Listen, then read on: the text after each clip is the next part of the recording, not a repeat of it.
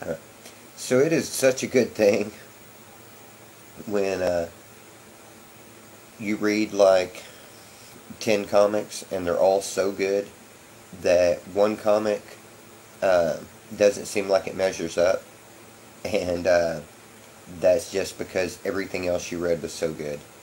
All of those number ones that I read were awesome.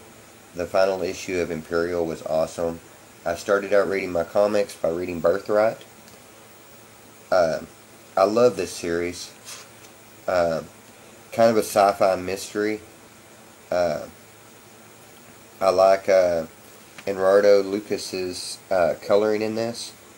Uh, I've always been somebody that was about inkers, and here lately, I really like the way that colorists are doing things. I like the way that that is, like, the backdrop on that is freaking awesome. You know, the way that this is done. Yeah. Um, Everything about this issue I felt really just knocked it out of the park. I think maybe by issue 6 or 7 of this series that we're going to be looking at a just awesome series that everybody's going to wish that they would have gone back and started reading Birthright. Uh, but, you know, maybe I'm biased because the second thing I read was Nailbiter. And special guest appearance by Brian Michael Bendis. Uh, it was kind of funny. He's going around trying to write a book about Buckaroo, and those freaking word bubbles are awesome.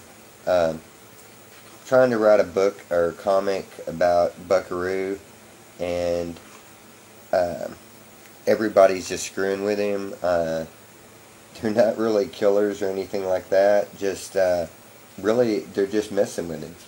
And this book was a tribute to him doing a similar story in Powers that he included. I don't remember who the author was, but a similar story was the reason that Josh Williamson did this.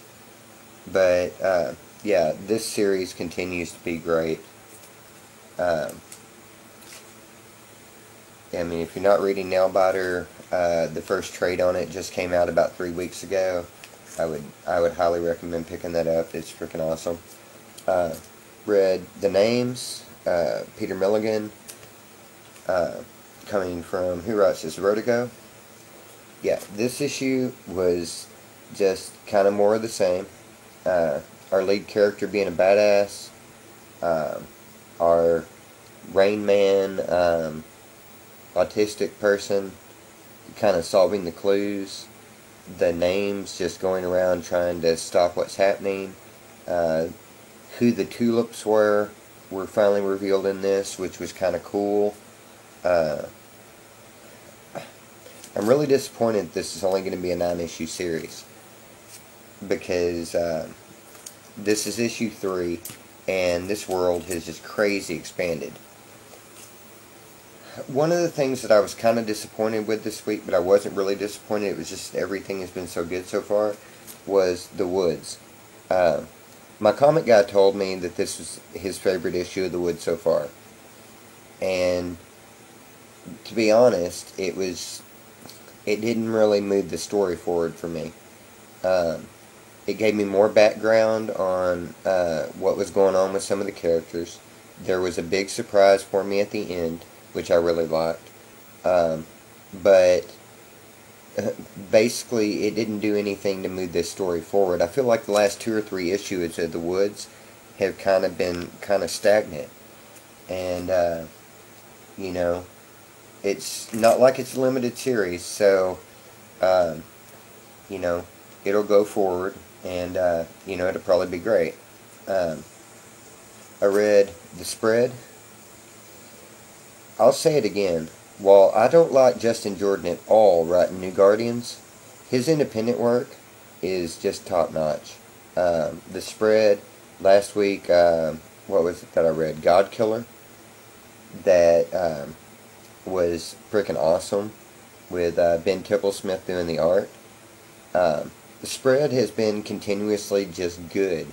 I care about this character. A lot of times, lead characters I don't really give two craps about. I really care about No and what's going on with him.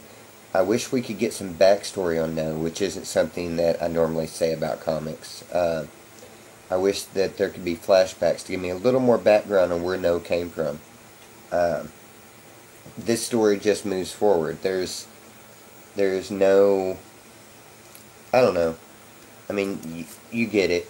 The spread's there. They're killing people. It's evil. People in this world are evil. No is, in the shade of gray of that. I mean, he's an evil guy. He'll definitely, kill you with his axe if he has to. But, yeah, really, really enjoying this series. And, I wish I knew what more people thought about that.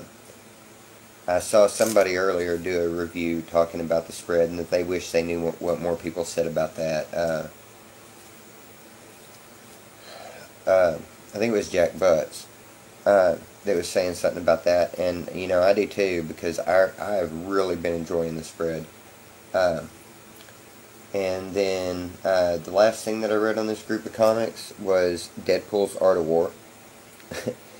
This series, man, I wanna not like Deadpool, but every time that I wanna, he's kind of like Harley Quinn. I mean, every time that I wanna stop liking him because of the fact that he's just silly, there's an issue like this that is just amazing.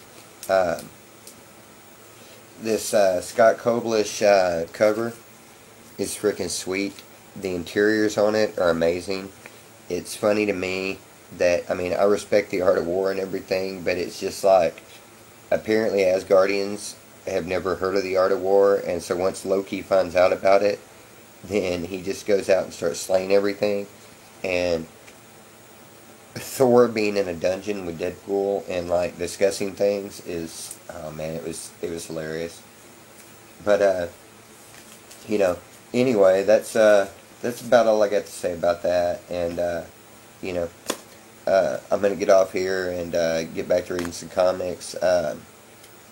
Hopefully, if everything works out, I'll get to be on a Comic Roundtable tonight, which will be awesome. Get to talk to some people that